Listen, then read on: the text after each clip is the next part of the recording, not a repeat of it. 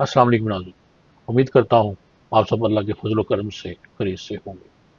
تو آج ہم سورۃ اللہب پڑھیں گے، اور یہ سورۃ اللہب حضور اکرم صلی اللہ علیہ وسلم کے حقیقی چچا، جن کا نام عبد العزیٰ بن عبد المطلب تھا، اس کی نسبت سے ہی ہے کہ وہ آن حضرت صلی اللہ علیہ وسلم کو اپنے کفر و شکاوت کی وجہ سے حضور صلی اللہ علیہ وسلم کا شدید دشمن تھا۔ جب آپ صلی اللہ علیہ وآلہ وسلم کسی مجمع میں پیغام حق سناتے، یہ بدبخت پتھر پھینکتا، حتیٰ کہ آپ صلی اللہ علیہ وآلہ وسلم کے پائے مبارک لہو لہان ہو جاتے، اور زبان سے کہتا کہ لوگو ان کی بات مت سنو، یہ سب جھوٹا اور بے دین ہے، نعوذ باللہ من ذالک۔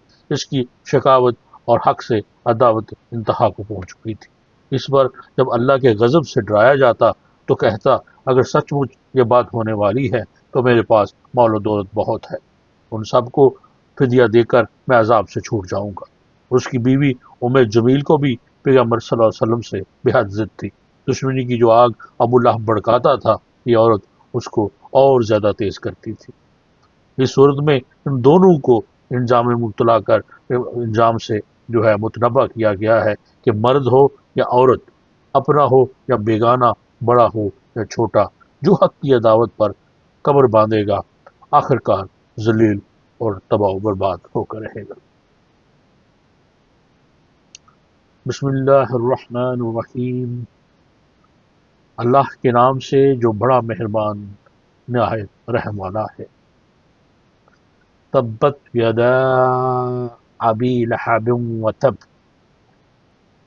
ٹوٹ گئے دونوں ہاتھ ابو لہب کے اور نامراد ہو گیا وہ۔ ما اغنا عنہ مالہ وما کسب، نہ کام آیا کچھ اس کے مال اس کا اور نہ وہ جو اس نے کمایا۔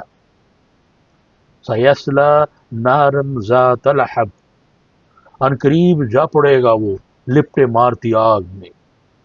وامرأتہ حمالۃ الحطب، اور اس کی بیوی بھی جو اٹھائے پھرنے والی ہے ایندھن۔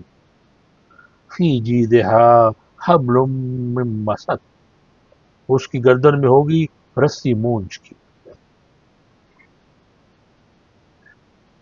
اللہ تعالی ہمیں قرآن پاک پڑھنے کی، سمجھنے کی اور اس پر عمل کی توفیق عطا فرمائے، اور اس کو پڑھنے میں، سمجھنے میں اگر کوتاہی ہو گئی ہے تو ہمیں معاف فرمائے، اور سیدھے راستے پر جو ہے وہ ہمیں ڈال دے۔